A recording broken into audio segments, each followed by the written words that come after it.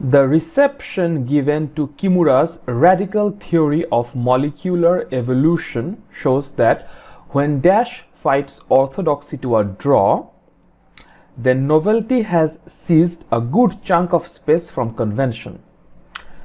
কিমুরার একটা radical theory আছে molecular evolution বিষয়। এই থিওরিটা যে রিসেপশন বা স্বীকৃতি পেয়েছে, it shows that when dash fights orthodoxy to a draw, যখন কোনো কিছু একটা অর্থোডক্সির সাথে ফাইট করে ড্র করে আনে, মানে অর্থোডক্সিকে ড্র করাতে বাধ্য হয়। অর্থোডক্সি মানে হচ্ছে এখানে ট্রেডিশন, যেটা প্রথাগতভাবে চলে এসেছে, সেটাকে বলা হয় অর্থোডক্সি। দেন আমরা বলতে পারি novelty has seized a good chunk of space from convention. তখন আমরা বলতে পারি যে নতুনত্ব কনভেনশন বা প্রথা থেকে একটা বড় অংশ ছিনিয়ে নিয়েছে। মানে একটা র্যাডিক্যাল থিওরি, র্যাডিক্যাল মানে হচ্ছে বাই ডিফল্ট নতুন কিছু একটা এসেছে যেটা একেবারে সব কিছুকে উল্টে পাল্টে ফেলছে। সুতরাং এই নতুন থিওরিটা যে গ্রহণযোগ্যতা এবং স্বীকৃতি পেয়েছে সেটা প্রমাণ করে যে when something fights orthodoxy to a draw, then novelty has seized a good chunk of space from convention. এখানে আমাদের গেস ওয়ার্ডটা আলাদাভাবে ইমাজিন করতে হবে না, কেননা এখানে বলাই আছে যে নতুনত্ব প্রথা থেকে একটা বড় অংশ ছিনিয়ে নিয়েছে। মানে এখানে কনভেনশনের সাথে যাচ্ছে অর্থোডক্সি, তাহলে নোভেলটির সাথে যাবে এই ব্ল্যাঙ্কটা। সুতরাং এই ব্ল্যাঙ্কে আমরা নোভেলটি বা নতুনত্ব আছে এমন কিছু খুঁজব।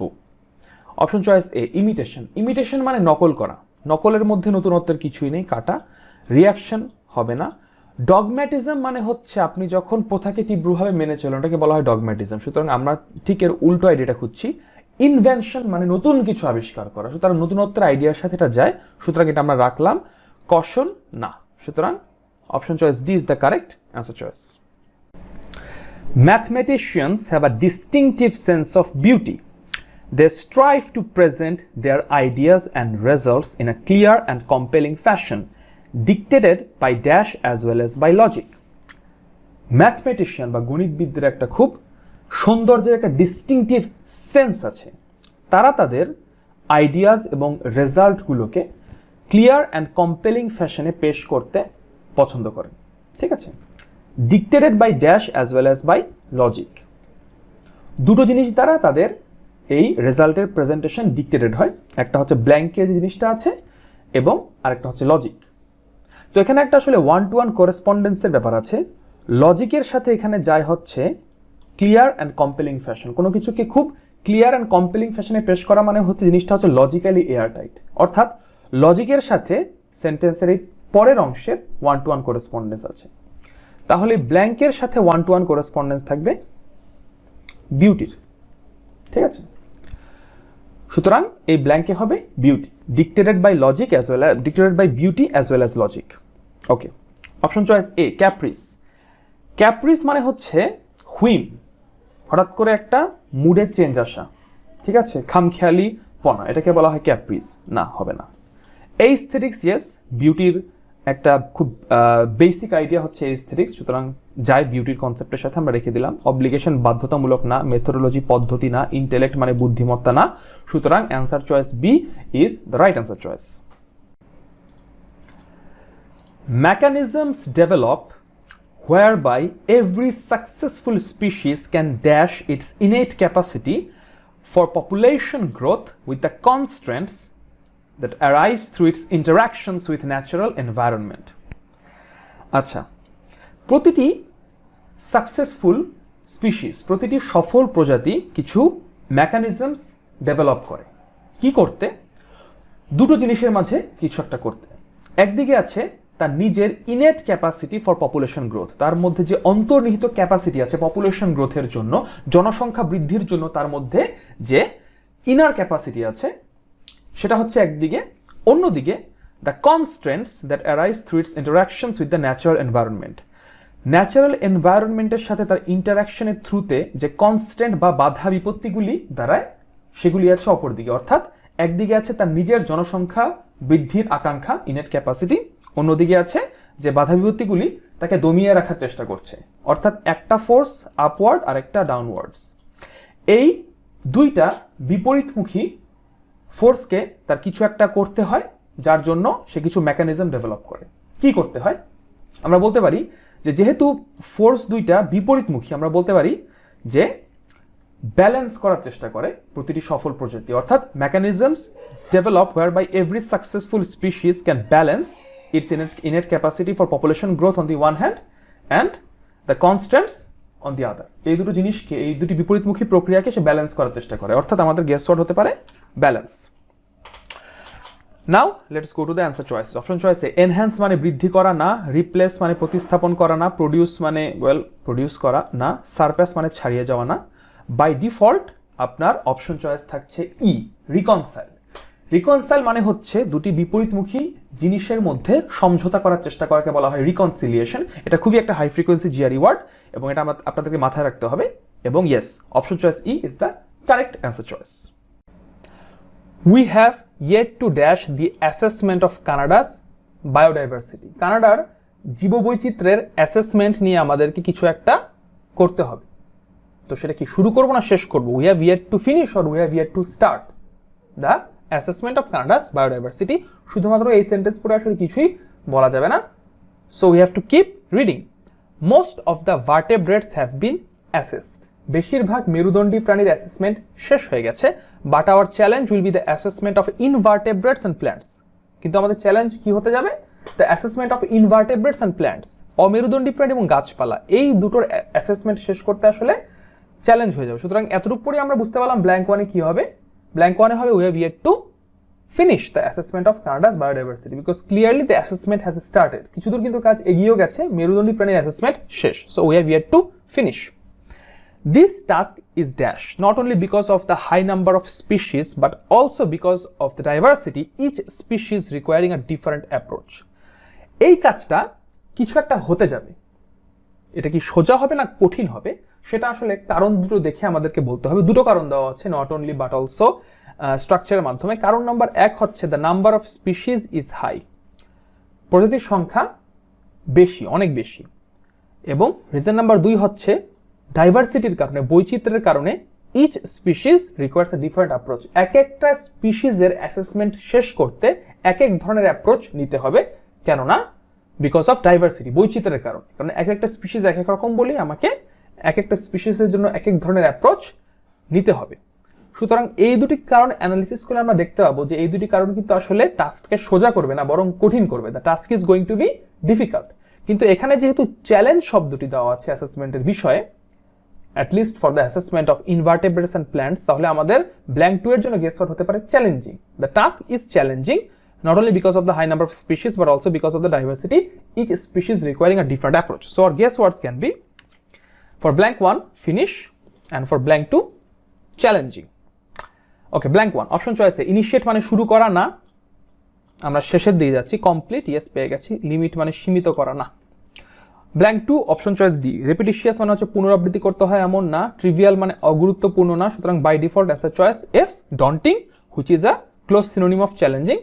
So the right answers are B complete and F daunting. Vain and prone to violence, Caravaggio could not handle success. Vain মানে হচ্ছে অতিরিক্ত গর্বিত, অনেক বেশি ইগো থাকাকে বলা হয় to be vain. And prone to violence, এবং ভায়োলেন্সের প্রতি আসক্তি আছে বা ভায়োলেন্স প্রবণতা আছে। এই দুটো বিশেষণ কার ক্ষেত্রে ব্যবহার করা হচ্ছে? কারাভাজ্জিওর ক্ষেত্রে। So Caravaggio is a person who is vain, যে অতিরিক্ত গর্বিত নিজেকে নিয়ে এবং যার ভায়োলেন্সের প্রতি আসক্তি আছে। এবং এটাও বলা হচ্ছে কারাভাজ্জিও কুড নট হ্যান্ডেল সাকসেস, কারাভাজ্জিওর পক্ষে সাকসেস বা সাফল্য হ্যান্ডেল করা সম্ভব না। এবং এটাই স্বাভাবিক যে অতিরিক্ত গর্বিত এবং ভায়োলেন্স প্রবণতা আছে এমন একজন মানুষের পক্ষে যে সাকসেস বা সাফল্য হ্যান্ডেল করা সম্ভব হবে না, এটাই স্বাভাবিক। তাহলে পরের পার্টটুকু আমরা পড়ি। The more his dash as an artist increased, the more dash his life became. এটা হচ্ছে the more sentence structure which implies যে এখানে পজিটিভ রিলেশন থাকবে। সো যতই একজন আর্টিস্ট হিসেবে তার কিছু একটা বাড়তে থাকলো বা ইনক্রিজ করতে থাকলো, ততই তার লাইফটা কিছু একটা হয়ে উঠলো। আচ্ছা, সো এমন একজন মানুষ যে অতিরিক্ত গর্বিত, যার ভায়োলেন্সের প্রতি আসক্তি আছে এবং যে সাকসেস হ্যান্ডেল করতে পারে না, তার যদি একজন আর্টিস্ট বা শিল্পী হিসেবে সাকসেস বৃদ্ধি পায় তাহলে তার লাইফটা কি হয়ে যাবে? যেহেতু সে সাকসেস হ্যান্ডেল করতে পারে না সেহেতু তার লাইফটা আরও উল্টাপাল্টা হয়ে যাবে। সো আমরা বলতে পারি দ্য মোর হিজ সাকসেস দেওয়াই আছে as an artist increased, the more unbalanced or uncontrolled his life became. So যতই একজন শিল্পী হিসেবে তার সাফল্য, তার খ্যাতি বাড়তে থাকলো ততই তার লাইফটা ওলট পালট হতে লাগলো।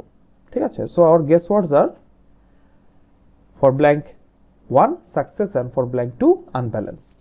Let's match and eliminate. Blank A. Temperance. Temperance মানে হচ্ছে আপনার যদি মাদকাসক্তি থাকে বা আপনার যদি দুঃখিত আপনার যদি অ্যালকোহলের প্রতি আসক্তি থাকে তাহলে সেটা যদি আপনি কন্ট্রোল করার চেষ্টা করেন সেটাকে বলা হয় টেম্পারেন্স। সুতরাং এই কনটেক্সটে খাটছে না। নটোরিয়েটি মানে হচ্ছে কুখ্যাতি। এখানে কিন্তু অনেকেই ভুল করে নটোরিয়েটি সিলেক্ট করে দেবে। নটোরিয়েটি কিন্তু কুখ্যাতি, কিন্তু আমরা সাকসেস অর্থাৎ একটা পজিটিভ ওয়ার্ড খুঁজছি। সো এই কারণে এটা বাদ। এটা ট্রিকি অপশন ছিল। এমিনেন্স, ইয়েস, এমিনেন্স মানে হচ্ছে সাফল্য, সমাজে অবস্থান, উন্নতি। Eminence, yes, option choice C. Blank 2 unbalanced এর সাথে যাচ্ছে টিউমুলটাস। টিউমুলটাস মানে হচ্ছে ওলট পালট, ঝড়ে ওলট পালট হয়ে যাকে বলা হয় টিউমুলটাস। সুতরাং আমাদের আইডিয়ার সাথে যাচ্ছে, আমরা দাগালাম, বাইগুলো চেক করি। ই প্রভিডেন্সিয়াল, ভবিষ্যতের জন্য ভালো না। ডিসপ্যাশনেট মানে হচ্ছে নিউট্রাল না। সুতরাং option choice C and option choice D are the correct answers. The more his eminence as an artist increased, the more tumultuous his life became. The governor has considerable political talents, but as a speaker he is far less dash than his opponent whose oratorical skills are dash. প্রথম অংশে governor সম্পর্কে একটা positive কথা বলা হলো যে the governor has considerable political talents, গভর্নরের considerable রাজনৈতিক প্রতিভা আছে। এরপর এখানে যে বাটটা আছে এই বাটটা নির্দেশ করছে এজ এ ফ্ল্যাগ পোস্ট যে এখন তার সম্পর্কে নেগেটিভ কিছু বলা হবে, কেননা বাটের প্রথম অংশে তার সম্পর্কে পজিটিভ কিছু বলা হয়েছে। বাট অ্যাজ এ স্পিকার, একজন বক্তা হিসেবে he is far less dash dash than his opponent, তিনি তার অপোনেন্টের চেয়ে সামথিং ফারলেস। যেহেতু এখানে বলা হয়েছে ট্যালেন্টের কথা, তার পলিটিক্যাল ট্যালেন্টের কথা, আমরা বলতে পারি যে তার পলিটিক্যাল ট্যালেন্ট থাকলেও অ্যাজ এ স্পিকার তার ট্যালেন্ট কম, একজন বক্তা হিসেবে তার ট্যালেন্ট কম। তো আমরা বলতে পারি as a speaker he is far less talented than his opponent. এবং এই অপোনেন্ট সম্পর্কে বলা হচ্ছে হুজ ওরেটোরিক্যাল স্কিলস আর ড্যাশ। এই অপোনেন্ট এমন একজন মানুষ যার বক্তব্য দেওয়ার ক্ষমতা, ওরেটোরিক্যাল স্কিলস আর ড্যাশ, এই ড্যাশে অবধারিতভাবে পজিটিভ কিছু বসবে। আমরা সিম্পলি বলতে পারি বেটার, অথবা আমরা জাস্ট প্লাস সাইন দিয়েও আগাতে পারি। যেহেতু স্পিকারের সাথে তুলনা করা হচ্ছে এবং বলা হচ্ছে সে স্পিকারের চেয়ে ভালো কিছু as far as being a speaker is concern, সুতরাং এখানে পজিটিভ কিছু বসবে। সুতরাং আমাদের গেস ওয়ার্ড হতে পারে ব্ল্যাঙ্ক 1 এর জন্য ট্যালেন্টেড অ্যান্ড ব্ল্যাঙ্ক 2 এর জন্য আমরা বেটার বলতে পারি, অথবা পজিটিভ সাইন দিয়েও আমরা রাইট অ্যান্সারটা পেয়ে যাবো। Blank 1 option চয়েসে অ্যাড্রোয়াট। অ্যাড্রোয়াট মানে হচ্ছে স্কিলড, অ্যাড্রোয়াট মানে হচ্ছে skill, someone who is skilled at something. এবং এগেইন ওরেটোরিক্যাল স্কিলের কথা বলা আছে এবং ট্যালেন্টের কথা বলা আছে, সুতরাং আমরা বলতে পারি যে A is the right answer choice. But এটা আমরা রাখলাম, বাইগুলো আমরা চেক করবো। As I said we can never be over confident. Unconvincing না, আমরা পজিটিভ কিছু খুঁজছি। প্রোলিক্স মানে হচ্ছে যে প্রয়োজনের চেয়ে বেশি বেশি বলে বা বেশি লেখে, it's kind of a negative word. সুতরাং as a speaker he is fearless adroit, fearless skilled. Blank 2 unpretentious মানে যে ভান করে না, অভিনয় করে না। স্পুরিয়াস মানে মিথ্যা না, সুতরাং by process of elimination breath taking which is a very positive word, যে এতটাই ভালো যে আপনার শ্বাস কেড়ে নেয়, আপনাকে শ্বাসরোধ করে ফেলে। এটা একটা খুব positive word to convey a very positive connotation of meaning. সুতরাং the right choice sir A adroit, E F breath taking. The governor has considerable political talents, but as a speaker he is far less adroit than his opponent whose oratorical skills are breathtaking. Done. In painting The Last Supper, Leonardo da Vinci pioneered the use of a new painting technique. Instead of producing a fresco, he used a dry technique as if he were dealing with a wooden board instead of a wall. However, the dash technique soon proved to be an unfortunate choice because of its dash the humidity of the immediate environment. And as early as the 16th century, the work began to deteriorate. Today, the work has been renewed after intensive dash, but it still needs constant and appropriate care. The Last Supper আঁকতে যে Leonardo ডা Vinci একটা নতুন painting technique ব্যবহার করেছে। সুতরাং এখান থেকে আমরা ব্ল্যাঙ্ক 1 এর জন্য আমাদের গেস ওয়ার্ড পেয়ে যাচ্ছি, হবে নিউ। বলা যাচ্ছে the painting technique is new. The new technique soon prove two be an unfortunate choice. কিন্তু এই পেইন্টিং টেকনিকের ব্যবহার সৌভাগ্য বয়ে আনেনি, বরং দুর্ভাগ্য বয়ে এনেছিল। ইট ওয়াজ অ্যান আনফর্চুনেট চয়েস। সুতরাং অবশ্যই এই পেইন্টিংটার সাথে কোনো কিছু নেগেটিভ হয়েছিল। Because of its dash the humidity of the immediate environment, আশেপাশের ইমিডিয়েট এনভায়রনমেন্টের যে আর্দ্রতা, যে হিউমিডিটি, সেটার প্রতি এই পেইন্টিংটা সংবেদনশীল ছিল। অর্থাৎ এই পেইন্টিংটা ওয়াজ ভালনারেবল টু হিউমিডিটি। এবং আরেকটা ক্লু দেওয়া আছে, as early as the 16th century the work began to deteriorate, এবং এই কাজটা আস্তে আস্তে খারাপ হতে থাকলো একদম 16 শতাব্দীর শুরু থেকে শুরু করে। সুতরাং আমাদের সেকেন্ড ব্ল্যাঙ্কে হতে পারে vulnerability too. Today the work has been renewed after intensive dash but it still needs constant and appropriate care. এবং এই ওয়ার্কটা আবার রিনিউ করা হয়েছে আফটার ইন্টেন্সিভ ওয়ার্ক, অবশ্যই ওই কাজের ওই পেন্টিংয়ের উপর আরও কাজ করতে হয়েছিল। সুতরাং it has been renewed after intensive remake. তাহলে আমাদের গেস ওয়ার্ড তিনটি হলো, ফার্স্ট ব্ল্যাঙ্কের জন্য নিউ, সেকেন্ড ব্ল্যাঙ্কের জন্য ভালনারেবিলিটি টু, এবং থার্ড ব্ল্যাঙ্কের জন্য remake.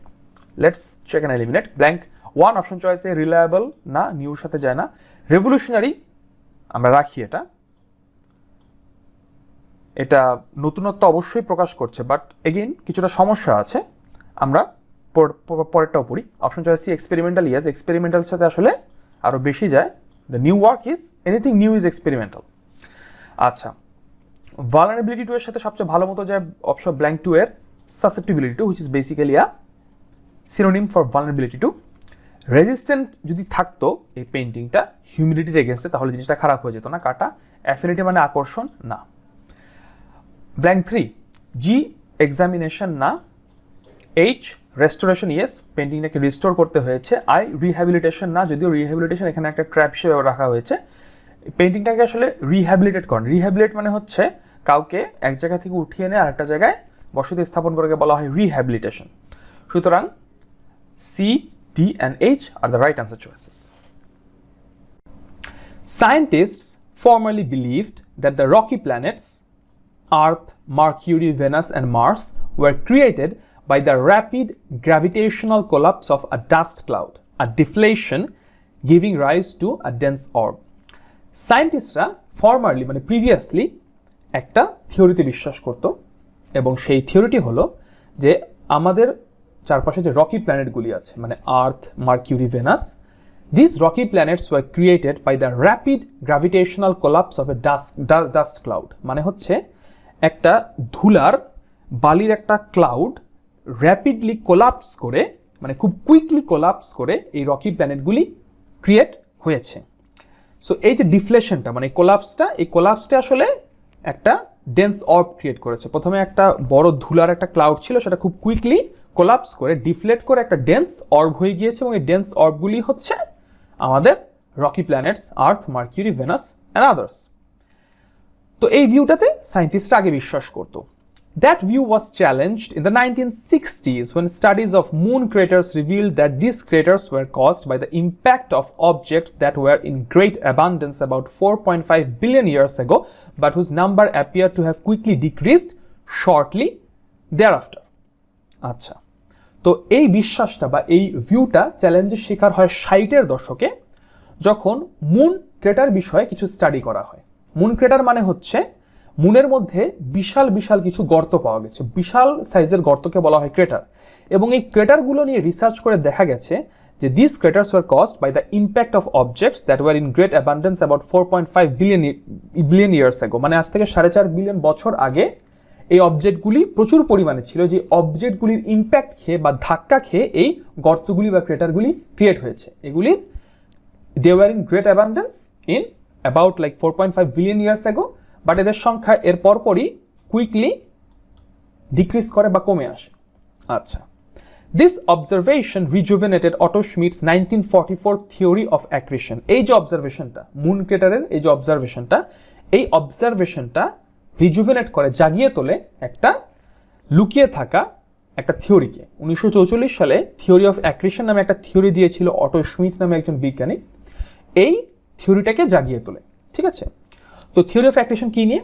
According to this theory, cosmic dust gradually lumped into ever larger conglomerates, particulates, gravel, small and then larger balls, planetesimals and ultimately planets। মানে হচ্ছে কুইকলি গ্র্যাভিটেশনাল কোলাপসের মাধ্যমে কোনো কিছু আসলে ফর্ম হয়নি, যেটা হয়েছে যে এই যে কসমিক ডাস্ট ছিল, এই যে ধুলা ছিল, কসমিক ধুলা, এই ধুলাটা গ্রাজুয়ালি আস্তে আস্তে তারা পরতের পর পরত পরে প্রথমে পার্টিকুলেট ক্রিয়েট হয়েছে, এরপর সেগুলি গ্র্যাভেল হয়েছে, আরও পরত পড়ার পর স্মল অ্যান্ড দেন লার্জার বলস হয়েছে, মানে এরপর ছোট বল হয়েছে, এরপর আরও পরত পড়ার পর সাইজে লার্জার বল ক্রিয়েট হয়েছে, এবং এই বলগুলো বড় হতে হতে একসময় প্ল্যানেটেসিমালস বা টাইনি প্ল্যানেট হয়েছে, এবং আলটিমেটলি বড় হতে হতে একসময় তারা প্ল্যানেটস হয়ে গেছে, like Earth, Mercury, Venus and others. ঠিক আছে, as the planetesimals became larger their numbers decreased. প্ল্যানেটেসিমালগুলো যত বড় হয়েছে তাদের সংখ্যাও কমেছে। Consequently the number of collisions between planetesimals decreased. As a result, যেহেতু তাদের সংখ্যা কমে গিয়েছে, তাদের মধ্যকার কলিশন বা সংঘর্ষ কমে গিয়েছে। So that's the analysis part of this two questions. The passage provides evidence that Schmidt would be likely to disagree with the theory presented in the first sentence over what? তো auto Schmidt সাহেব first থিওরির সাথে নিচের কোন কোন পয়েন্টের উপর disagree করবেন? ঠিক আছে, option choice A, the length of time it took for the rocky planets to form. Rocky প্ল্যানেটগুলি ফর্ম করতে যে পরিমাণ সময় লেগেছিল, এই পয়েন্টে কি তার প্রথম সেন্টেন্সের সাথে ডিসএগ্রিমেন্ট আছে? ইয়েস, আছে। কেননা প্রথম থিওরি বলতে যাচ্ছে যে রকি প্ল্যানেটগুলি ফর্ম করেছিল কুইক গ্র্যাভিটেশনাল কোলাপসের মাধ্যমে, অর্থাৎ যা হয়েছিল দ্রুত হয়েছিল, কিন্তু তার কথা হচ্ছে যে দ্রুত কিছুই হয়নি, কসমিক ডাস্ট আস্তে আস্তে লাম্প করে পরতের পর পরত পরে ফর্ম হয়েছে, অর্থাৎ it took time. So according to the first theory, the length of time was small, but according to him, the length of time was actually comparatively larger. সুতরাং এই পয়েন্টে তার ডিসএগ্রিমেন্ট আছে। সুতরাং আমরা অপশন চয়েস এ correct ধরে নিলাম। Option choice B, the most likely causes of the moon's impact craters. Moon's impact ক্রেটারগুলি বা গর্তগুলি কিভাবে ক্রিয়েট হয়েছিল, এই বিষয়ে কি প্রথম থিওরির সাথে তার কোনো রকমের ডিসএগ্রিমেন্ট আছে? না, এমন কোনো কথা সেন্টেন্স প্যাসেজে বলা হয়নি, সুতরাং কাটা। Option choice C, the importance of cosmic dust as a seminal material in planetary formation. Seminal মানে হচ্ছে ভেরি ইম্পর্টেন্ট। কসমিক ডাস্ট বা কসমিক ধুলার importance as a forming material, এই বিষয়ে কি প্রথম থিওরির সাথে তার কোনো বিভেদ আছে? না, বরং এই বিষয়ে মিল আছে, কেননা প্রথম থিওরিও বলছে কসমিক ডাস্ট র্যাপিডলি কোলাপস করে প্ল্যানেটগুলি ফর্ম করেছিল, কিন্তু তার কথা হচ্ছে যে কসমিক ডাস্ট ছিল, কিন্তু ডাস্টটি খুব আস্তে আস্তে গ্রাজুয়ালি লাম্প করে প্ল্যানেট ফর্ম করেছে। সুতরাং এটা আসলে পয়েন্ট অফ ডিসএগ্রিমেন্ট না, এটা হচ্ছে point of agreement. That's why এটা কাটা। Right choice is option choice A. Which of the following best describes the observation referred to in the passage? প্যাসেজে যে অবজারভেশনটা বোল্ড ফেস করা আছে, এই অবজারভেশনটা আসলে কি ছিল? অবজারভেশনটা ছিল যে মুনে অনেক ক্রেটার্স বা বিশাল গর্ত পাওয়া গেছে, এবং গর্তগুলি আসলে ক্রিয়েট হয়েছে কিছু অবজেক্টের ইম্প্যাক্টে বা ধাক্কায়, যে অবজেক্টগুলি আজ থেকে 4.5 বিলিয়ন বছর আগে প্রচুর পরিমাণে ছিল, এবং এর পরপরই সে অবজেক্টগুলির সংখ্যা কুইকলি কমে আসে। So that was the observation. সুতরাং এই প্রশ্নের উত্তরটা আমরা ইতিমধ্যেই জানি। সুতরাং এই যে ইনফরমেশন আমরা যেটা জানি, এটার সাথে আসলে আমরা এখন ম্যাচ করব। Option choice A, the rocky planets were created by the rapid gravitational collapse of a dust cloud.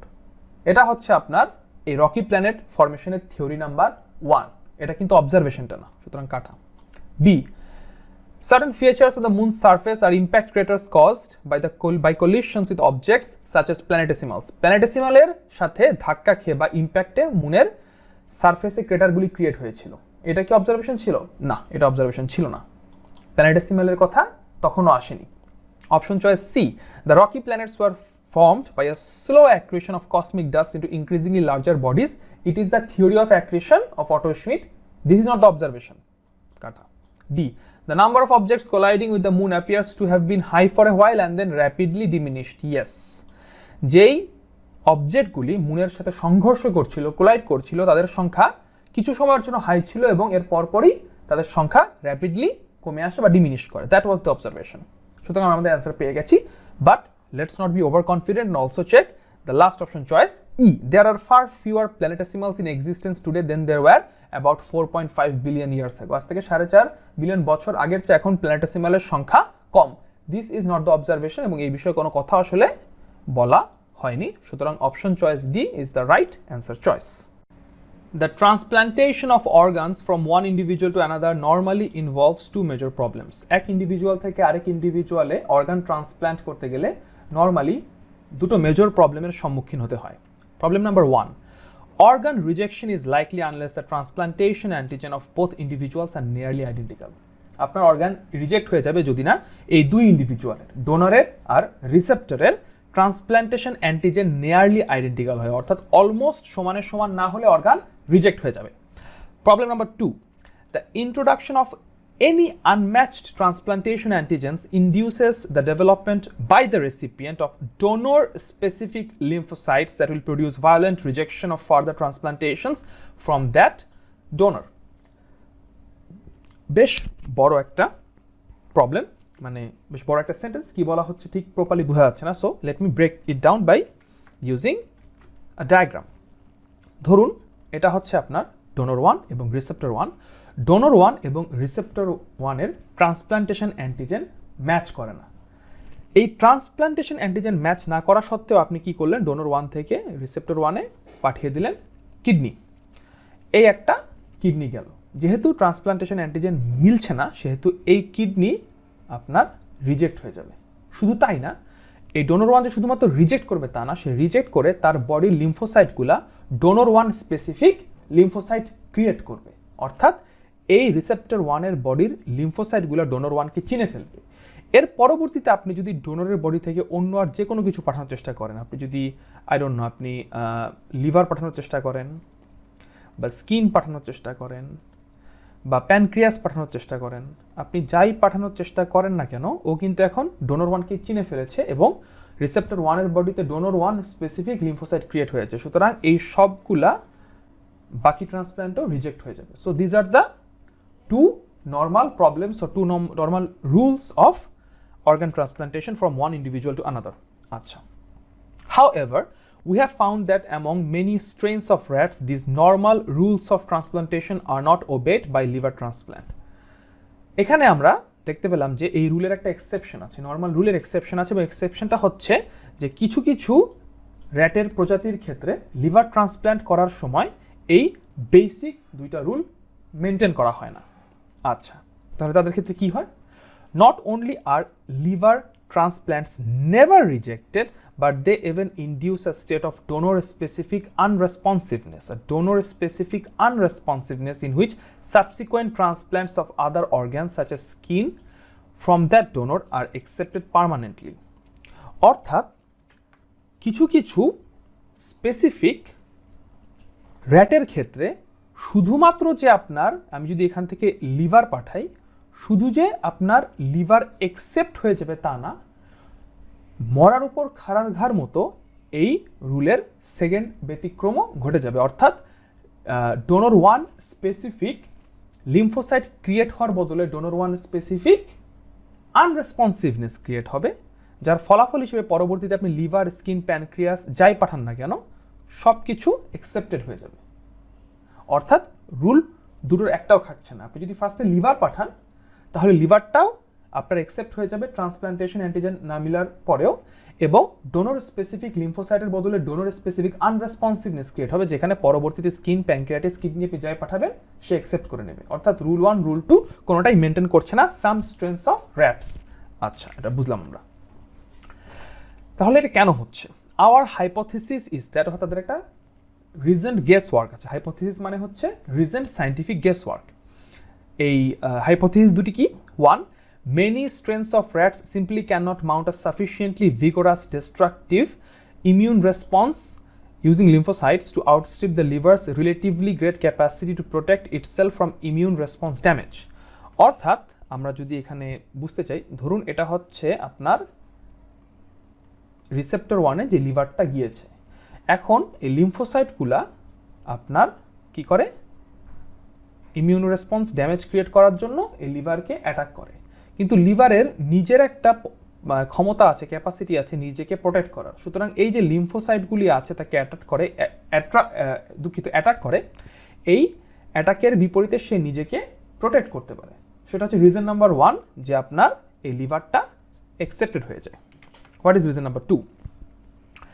The systemic unresponsiveness observed is due to the concentration of the recipient's donor-specific lymphocytes at the site of the liver transplant. মানে liver ট্রান্সপ্ল্যান্টের সাইটে আপনার এই donor specific লিম্ফোসাইটগুলো concentrated হয়ে পড়ে, যার ফলে তারা অন্য জায়গায় যেতে পারে না। এই কথাটার মানে কি? এর মানে হচ্ছে আপনার ধরুন এই 4টা হচ্ছে টোটাল লিম্ফোসাইট কাউন্ট, ঠিক আছে? এই 4টা লিম্ফোসাইটের বেশি লিম্ফোসাইট আপনার বডিতে আর নেই। সো এই 4টা লিম্ফোসাইটই আসলে লিভারকে অ্যাটাক করতে ব্যস্ত, এবং লিভারের সাথে অ্যাটাকে তারা পেরে উঠছে না, এই অ্যাটাকেই তারা হেরে যাচ্ছে। এমত অবস্থায় আপনি যদি স্কিন আনেন বা আপনি যদি কিডনি আনেন, ঠিক আছে, তাহলে এদেরকেও আসলে অ্যাটাক করা উচিত লজিক্যালি, কিন্তু সবগুলা লিম্ফোসাইট, সবগুলা আপনার লিম্ফ ব্যস্ত হচ্ছে লিভারকে অ্যাটাক করতে।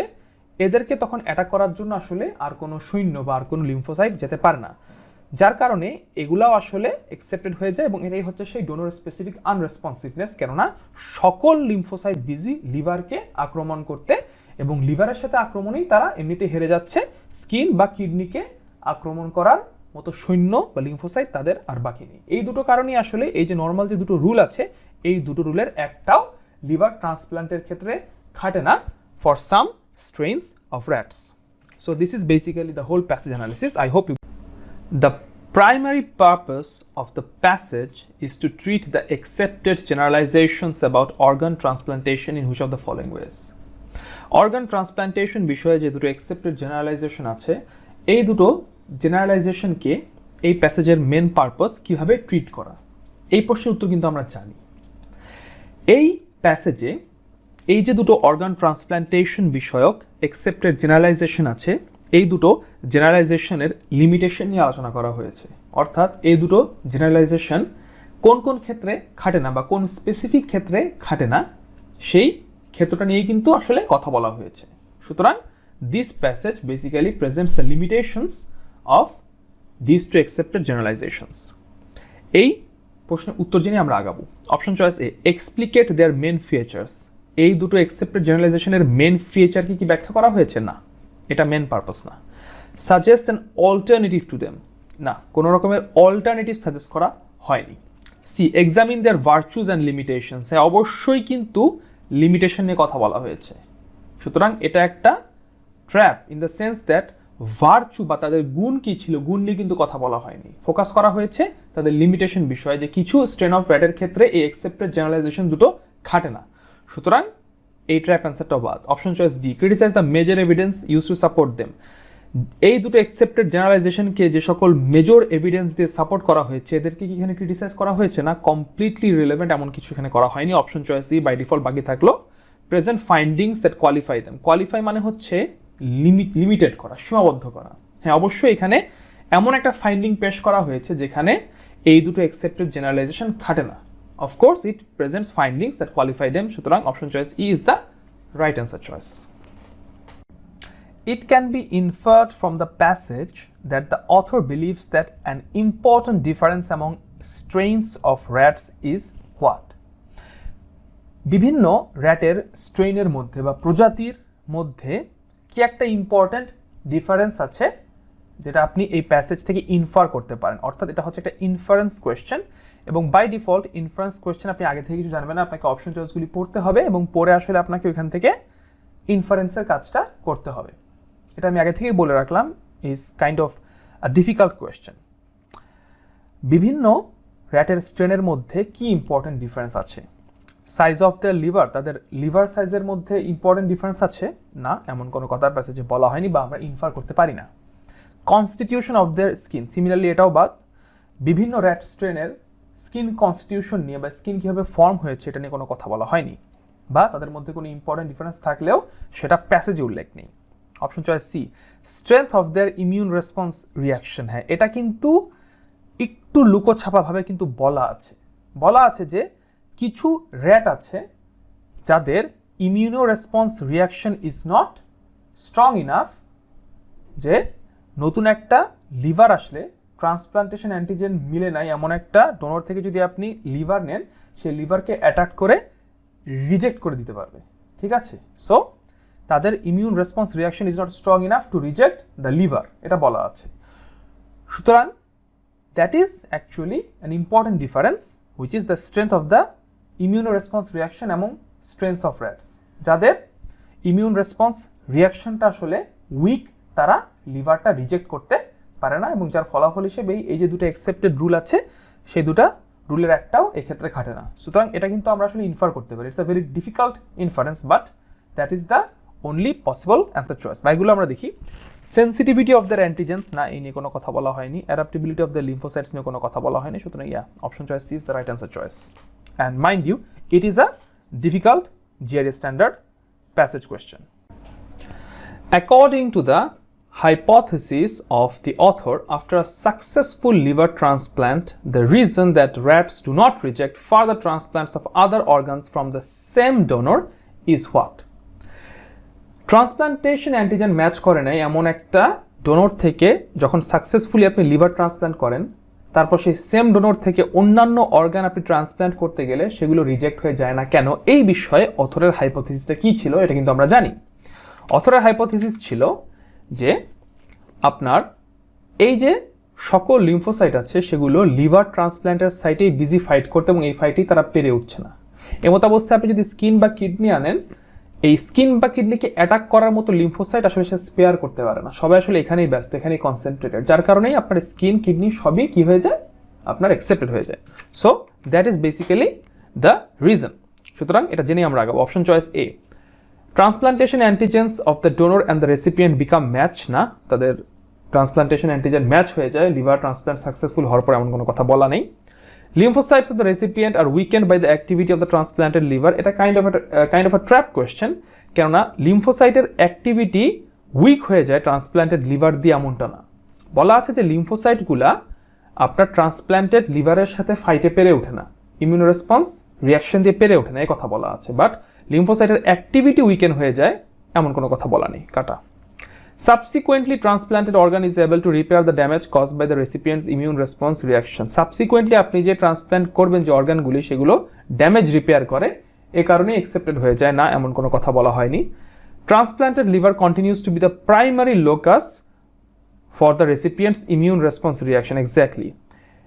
ট্রান্সপ্ল্যান্টেড লিভারের যে সাইটটা, যে লোকাসটা, এই লোকাসটাই থেকে যায় প্রাইমারি লোকাস, যেখানে আপনার কি ডোনর স্পেসিফিক লিম্ফোসাইটগুলো জমে আছে, কনসেন্ট্রেট হয়ে আছে, এবং সেখানেই প্রাইমারিলি তারা ফাইট করছে, যার কারণে স্কিন, কিডনি, প্যানক্রিয়াস যাই পাঠাচ্ছেন না কেন ওদিকে আসলে কেউ যেতে পারছে না, সবাই এখানে বিজি, এবং এ কারণেই আসলে অন্যান্য অর্গানগুলিও যে সেম ডোনর থেকে আসে এগুলো অ্যাকসেপ্টেড হয়ে যায়।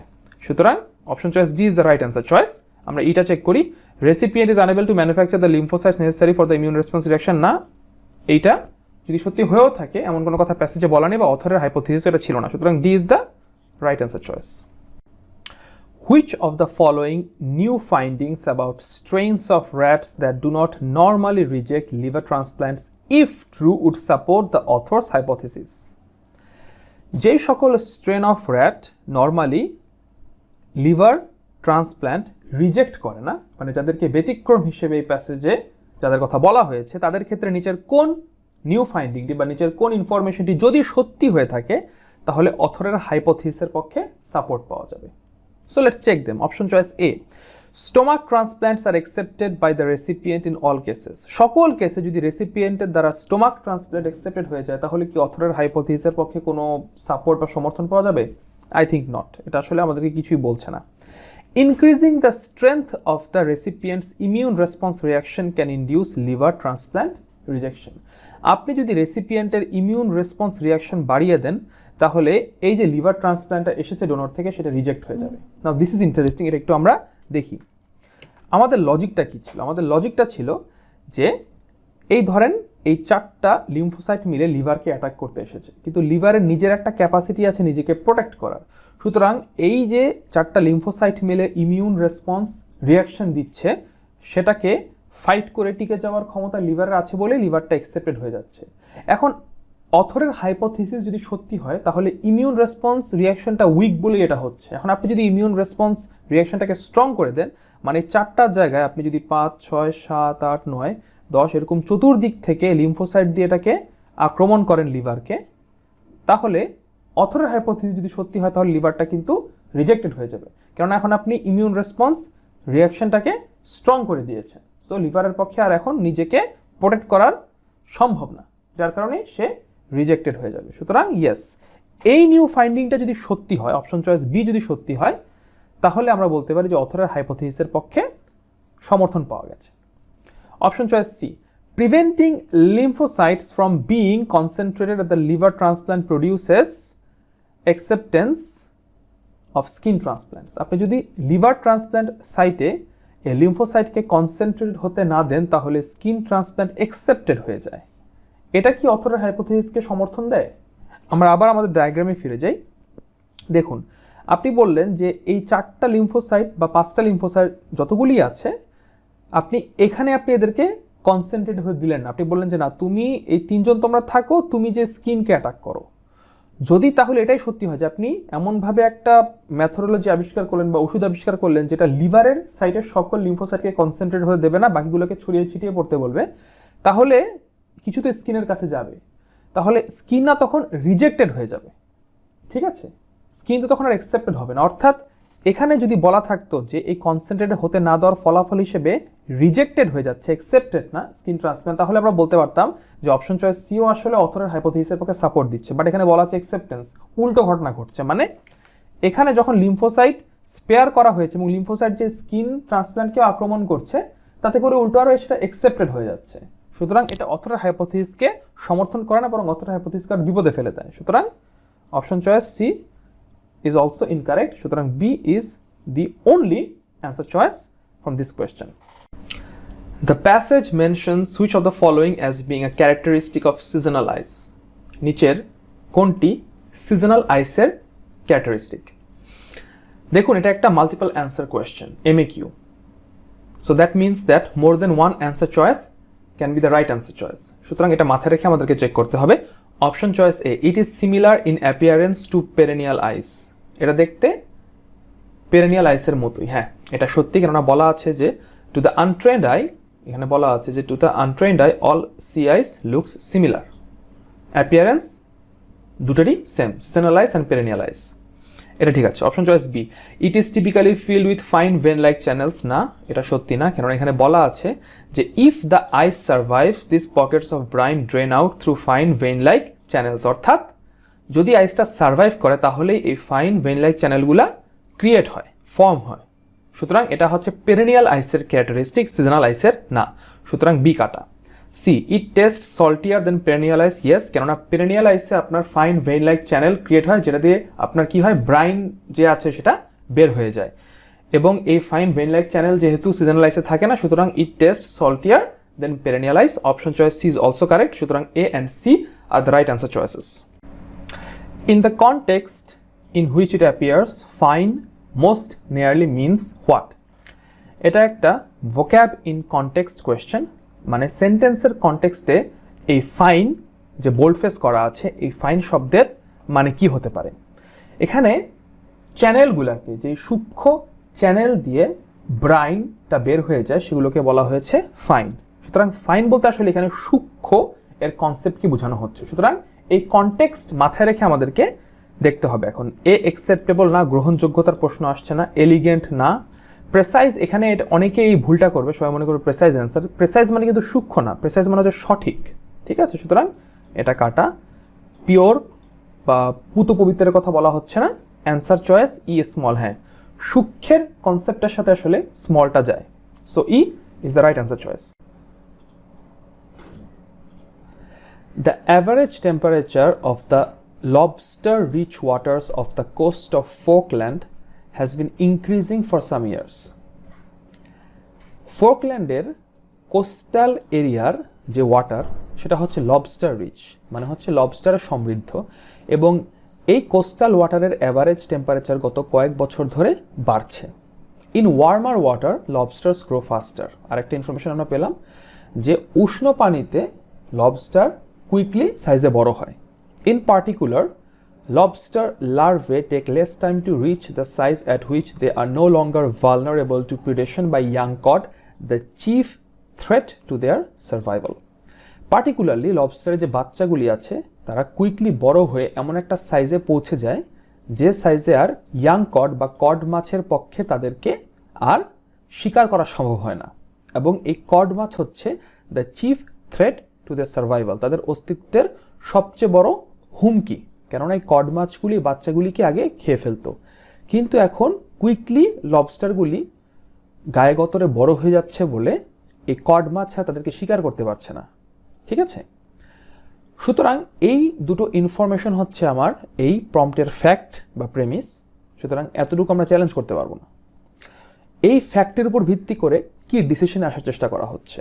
কনসিকুয়েন্টলি মানে হচ্ছে, as a result the survival rate of lobster larvae must be going up and the lobster population in Falklands coastal waters is bound to increase. As a result বেশিরভাগ lobster larvae survive করছে এবং তাদের survival rate বাড়ার ফলে as a whole lobster পপুলেশনও বেড়ে যাচ্ছে। সুতরাং এই সিদ্ধান্তে আসার চেষ্টা করা হচ্ছে এই দুটি ফ্যাক্টের উপর ভিত্তি করে।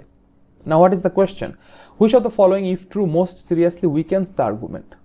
নিচের কোনটি সত্যি হলে এই আর্গুমেন্টটা, এই যে আর্গুমেন্টটা শেষ সেন্টেন্সে আছে, এটা উইক হয়ে যাবে। এই প্রবলেমটা সলভ করার আগে আমরা যে কাজটি করব সেটি হচ্ছে, আমরা আগে মোটামুটি একটা বেসিক আইডিয়া নিয়ে যাব যে কি কারণে আসলে এই আর্গুমেন্টটা উইক হবে, মানে লবস্টার পপুলেশন বাড়বে না। দেখুন, লজিক্যালি কিন্তু লবস্টার পপুলেশন বাড়ার কথা। কেন? কেননা তাদের যে চিফ থ্রেট, প্রধান হুমকি তাদের লাইফের, তাদের সার্ভাইভালের বিপরীতে সেই ইয়াং কড মাছ কিন্তু এখন তাদেরকে আর শিকার করতে পারছে না, কেননা তারা সাইজে খুব কুইকলি বড় হয়ে যাচ্ছে। সুতরাং মাছ যেহেতু তাদেরকে আর খেতে পারছে না, এমনটা হতে পারে হয়তোবা কোনো অন্য কিছু আছে যেটা খেয়ে ফেলছে তাদেরকে, যার ফলে তাদের সংখ্যাটা নেমে যাচ্ছে। সুতরাং এরকম একটা বেসিক গেস ওয়ার্ক করে যদি আমরা যাই তাহলে আমাদের রাইট অ্যান্সার চয়েসটা বের করতে সুবিধা হবে। Option choice A, there are indications that in recent years the fishing fleet operating off the coast of Falkland has been taking cod at an unsustainably high rate. ফোকল্যান্ডের কোস্টাল এরিয়াতে যে fishing fleet আছে, মানে জেলেদের যে fleet আছে, তারা code মাছ এই শিকার আরও বাড়িয়ে দিয়েছে। কড মাছ হচ্ছে লবস্টারের সবচেয়ে বড় প্রিডেটর, সবচেয়ে বড় শিকারী। সেই শিকারী এখন তাদেরকে শিকার করতে পারছে না, কেননা লবস্টারগুলো গায়ে গতরে বড় হয়ে গেছে। এরপর মরার উপর খাড়ার ঘাড় মতো মানুষও কড মাছ খেয়ে ফেলছে। যদি অপশন চয়েসে সত্যি হয় তাহলে এই আর্গুমেন্টটা উইক হবে না, বরং আরও স্ট্রং হয়ে যাবে। অর্থাৎ এখানে যদি প্রশ্ন থাকতো which of the following if true most seriously strengthens the argument, তাহলে আমরা অপশন চয়েস এ দেখাতাম, because it strengthens the argument. সুতরাং আমরা যা খুঁজছি তার পুরো বিপরীত। Option choice B, the increase in water temperature of Falkland has not been as pronounced as the increase in average soil temperature in Falkland. ফোকল্যান্ডের water temperature যে পরিমাণে বেড়েছে তার থেকে আরও বেশি পরিমাণে বেড়েছে সয়েলের টেম্পারেচার। অপ্রাসঙ্গিক। আমরা যা খুঁজছি বা আমরা এই যে কনটেক্সটে এই প্যাসেজটা লেখা হয়েছে তার সাথে কোনো মিল নেই। Option choice C, because of their speeded up growth, lobsters now get large enough to be legal catch before they reach reproductive maturity. Now this is interesting. তাদের গ্রোথের স্পিড বেড়ে গেছে, এতটুকু আমরা জানি, কিন্তু ফলাফল হিসেবে যেটি হচ্ছে সেটি হলো যে লবস্টাররা এখন খুব কুইকলি বড় হয়ে এমন একটা সাইজে পৌঁছে যাচ্ছে যে সাইজে তারা লিগাল ক্যাচ হয়ে যাচ্ছে। মানে হচ্ছে লিগালি একজন জেলে এই লবস্টারকে শিকার করতে পারবে। মানে লবস্টার যখন লার্ভা অবস্থায় থাকে তখন শিকার করার উপর একটা নিষেধ আছে, কিন্তু একটা নির্দিষ্ট সাইজে চলে গেলে তখন আর শিকার করতে কোনো বাধা নেই। তাদের এই স্পিড আপ গ্রোথের ফলে তারা সেই সাইজ লিমিটটা খুব কুইকলি ক্রস করে ফেলছে before even they reach reproductive maturity. মানে প্রজনন ক্ষমতা লাভ করার আগেই তারা সাইজে এত বড় হয়ে যাচ্ছে যে শিকারীরা তাদেরকে শিকার করতে পারছে, কিন্তু গায়ে গতরে বড় হলেও তাদের প্রজনন ক্ষমতা আসেনি। মানে তারা বড় হলেও তারা বাচ্চা রেখে যেতে পারছে না, উল্টো মানুষ খেয়ে ফেলছে। এই কারণেই option choice C is the right answer choice. কেননা আমাদের বেসিক গেস ওয়ার্ক ছিল যে কড মাছ খেতে না পারলে হয়তোবা অন্য কেউ খেয়ে ফেলছে, এবং সে অন্য কেউটা হচ্ছে মানুষ। মানুষ খেয়ে ফেলছে, এবং যেহেতু তারা রিপ্রোডাক্টিভ ম্যাচিউরিটি রিচ করার আগেই মানুষের শিকার হয়ে যাচ্ছে, তখন তারা বাচ্চাও রেখে যেতে পারছে না। এই দুটোর ফলাফল হিসেবে একসাথে আমরা বলতে পারি যে this is actually the one which is weakening the argument. আমরা আমাদের সঠিক অ্যান্সার চয়েসটা পেয়ে গেছি, but Let's check the rest. Option choice D. Even though lobsters grow faster in warmer waters have no effect on the maximum size to which a lobster can eventually grow. যদিও warmer water lobster তাড়াতাড়ি বাড়ে, কিন্তু maximum size কত হতে পারবে এর উপর worm টেম্পারেচারে কোনো ইফেক্ট নেই, অপ্রাসঙ্গিক, ইররিলেভেন্ট, আমাদের কোনো কাজে লাগছে না। Cod are a cold water species and the increasing water temperatures have caused a northward shift of Falklands cod population. Cod মাছ শীতল তাপমাত্রা পছন্দ করে, সো তাপমাত্রা বেড়ে যাওয়ার ফলে তারা এখন নর্থে শিফট করছে। যদি এটা সত্যি হয়, এটাও অপশন চয়েস এর মতো কিন্তু স্ট্রেনথেন করে ফেলছে, কেননা সাইজে বড় হয়ে যাচ্ছে বলে লবস্টার খেতে পারছে না কড, এবং কড পপুলেশনই অ্যাজ এ হোল সরে যাচ্ছে কোস্টাল এরিয়া থেকে, তারা নর্থে চলে যাচ্ছে কারণ নর্থে টেম্পারেচার কম। যদি এটা সত্যি হয়ে থাকতো তাহলে এটা অ্যাকচুয়ালি স্ট্রেনথেন্স দ্য আর্গুমেন্ট। সুতরাং এটাও কাটা। Option choice C is the right answer choice. Although the compound is abundant in the environment at large, its presence in the air is not dash. যদিও এই কম্পাউন্ডটা এনভায়রনমেন্টে অ্যাবান্ডেন্ট, মানে এটা এনভায়রনমেন্টে সহজেই পাওয়া যায়, এনভায়রনমেন্টে এই কম্পাউন্ডের প্রাচুর্য আছে, যদিও এটা সত্যি, তারপরেও it's presence in the air is not dash, এই কম্পাউন্ডের বাতাসে উপস্থিতিটা কিছু একটা না, কি না, জাস্ট এতটুকু পড়ে বলার কোনো উপায় নেই, we have to keep reading. Only in the form of under water sediment does it cause damage. শুধুমাত্র একটা ফর্মে এই কম্পাউন্ডটা ড্যামেজ ক্রিয়েট করে, এবং সেটা হচ্ছে আন্ডার ওয়াটার সেডিমেন্ট, আর অন্য কোনো ফর্মে এটা ড্যামেজ ক্রিয়েট করে না, এটা ড্যামেজিং না। সুতরাং আমাদের গেস ওয়ার্ড হতে পারে it's presence in the air is not harmful, or যেহেতু ড্যামেজ দেওয়া আছে আমরা বলতে পারি it's presence in the air is not damaging. সুতরাং আমাদের গেস ওয়ার্ড হবে either harmful or damaging, both can work. Option choice A. Trivial মানে ইনসিগনিফিকেন্ট না, ডিটেক্টেবল মানে হচ্ছে যেটা ডিটেক্ট করা যায় না, ডিলিটেরিয়াস মানে হচ্ছে হার্মফুল, পারফেক্ট, সাবস্ট্যান্টিভ না, ডেট্রিমেন্টাল মানে হচ্ছে হার্মফুল বা ক্ষতিকর, রাখলাম, ইনকনসিকুয়েন্সিয়াল মানে অগুরুত্বপূর্ণ না। সুতরাং answer choice C and E, detrimental and deleterious, are the correct answer choices. Deacon attempts what seems impossible. Deacon এমন একটা জিনিসের অ্যাটেম্প্ট নিয়েছে যেটা আপাত দৃষ্টিতে মনে হতে পারে জিনিসটা করা অসম্ভব, ইম্পসিবল। তাহলে কাজটা কি? A book rich in scientific insights in a demanding discipline that nevertheless is accessible to dash. অর্থাৎ ডিকন কিসের অ্যাটেম্প্ট নিয়েছে? একটা বই লেখার অ্যাটেম্প্ট নিয়েছে, এমন একটা বই which is rich in scientific insights, বইটি সায়েন্টিফিক ইনসাইটে বা বৈজ্ঞানিক চিন্তাভাবনায়, বৈজ্ঞানিক অন্তর্দর্শনে ভরপুর, rich in a demanding discipline, এবং সেই বইটা লিখছে একটা ডিমান্ডিং ডিসিপ্লিনে। ডিসিপ্লিনটা কি হতে পারে? হয়তো বা থিওরিটিক্যাল ফিজিক্স, ম্যাথমেটিক্স, নিউরোসায়েন্স, এরকম কোনো একটা সায়েন্সের স্পেসিফিক ব্রাঞ্চ, এবং এই ব্রাঞ্চটা ডিমান্ডিং মানে যথেষ্ট ডিফিকাল্ট এবং টাফ একটা ব্রাঞ্চ নিয়ে ডিকন কাজ করছে। এই ব্রাঞ্চে সে একটা বই লিখছে, যে বইটা is rich in scientific insights, ঠিক আছে?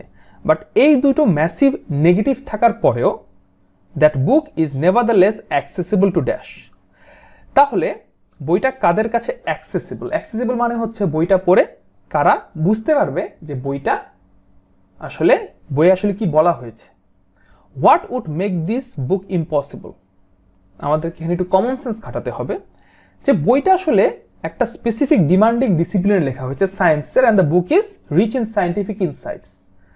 তাহলে এই বইটা লেখাটা তখনই ইম্পসিবল হবে যদি এই বইটা আপনার আমার মতো সাধারণ মানুষ পড়ে বুঝতে পারে, অর্থাৎ নর্মাল পিপলরা, নন এক্সপার্টরা যদি এই বইটা পড়ে বুঝতে পারে, তাহলে আমরা বলতে পারবো যে ডিকন অসাধ্য সাধন করেছে। সুতরাং একদম সিম্পল আমাদের গেস ওয়ার্ড হবে নর্মাল পিপল।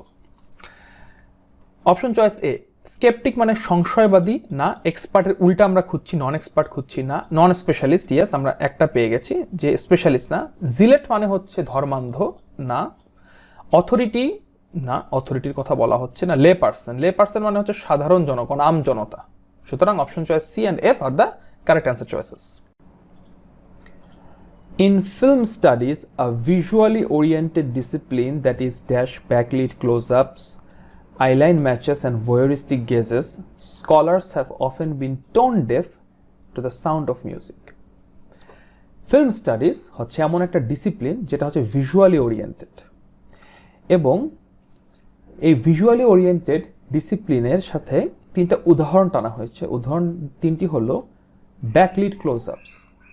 ক্লোজআপস মানে হচ্ছে আপনি যখন ক্যামেরাটা মুখের খুব কাছে নিয়ে আসেন। সো ক্লোজআপস মানে হচ্ছে when the camera is close to the face, eyeline matches, অ্যাক্টরদের একজনের সাথে আরেকজনের আইলাইন মিলছে কিনা। ভয়েরিস্টিক গেজেস, গেজ মানে হচ্ছে তাকিয়ে থাকা কোনো দিকে, ঠিক আছে, বা কারো দৃষ্টিকে ট্র্যাক করা। বোঝা যাচ্ছে এই যে তিনটা এক্সাম্পল টানা হলো, তিনটা এক্সাম্পলই has to do with visual, ঠিক আছে। Scholars have often been tone deaf to the sound of music. এই জন্য ফিল্ম স্টাডিতে যে স্কলাররা ছিলেন বা পণ্ডিতরা ছিলেন তাদের একটা বিষয়ে টোন ডেফ মানে হচ্ছে এই বিষয়টা তারা খানিকটা উপেক্ষা করে গেছেন, এবং সেটা হচ্ছে দ্য সাউন্ড অফ মিউজিক। সঙ্গীতের সুরকে তারা খানিকটা উপেক্ষা করে গেছেন, কেননা তারা বেশি কনসার্ন ছিলেন ভিজুয়াল দিকটা নিয়ে, অর্থাৎ ভিজুয়াল নিয়ে বেশি কনসার্ন থাকার ফলে তারা অডিওকে খানিকটা অবজ্ঞা বা উপেক্ষা করে গেছেন। এটা হচ্ছে আইডিয়া। সো আমরা বলতে পারি in film studies a visually oriented discipline that is concerned with backlit close-ups, silent matches and voyeuristic gazes, scholars have often been tone deaf to the sounds of music.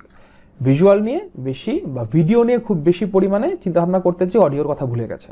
So আমাদের guess word হতে পারে concern with. Option choice A, fixated on. Fixate মানে কোনো বিষয় নিয়ে খুব বেশি পরিমাণে চিন্তাভাবনা করা, ডুবে থাকা। এটা আমাদের আইডিয়ার সাথে মোটামুটি যাচ্ছে, আমরা রাখি। অবসেসড ফিক্সেটেডের একটা খুব ক্লোজ সিনোনিম, যে কোনো একটা বিষয় খুব বেশি পরিমাণে অবসেস থাকা মানে ওটা নিয়ে সারাদিন চিন্তা করা, সারাদিন ওটাতে ডুবে থাকা, আমরা রাখি। এই দুটো কিন্তু একটা পেয়ার ফর্ম করছে, অ্যাজ ইউ ক্যান সি। বাইগুলো আমরা পড়ি। আনকনসার্নের উল্টা জিনিস আমরা খুঁজছি। অ্যামিউজ মানে আমোদিত হওয়া বন্ধ, বদার্থ হওয়ার প্রশ্নই ওঠে না। ইনডিফারেন্ট মানে উদাসীন। তাকে দেখুন, তারা হচ্ছে সাউন্ড অফ মিউজিক নিয়ে তারা উদাসীন ছিলেন, তারা কিন্তু ভিডিও নিয়ে উদাসীন ছিলেন না। ভিডিও নিয়ে তারা একটু প্রয়োজনের চেয়ে বেশি চিন্তাভাবনা করছিলেন।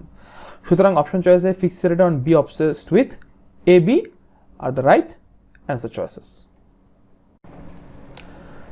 Consumers may think that genetic engineering of foods is something new, but humans have been modifying plants for ages.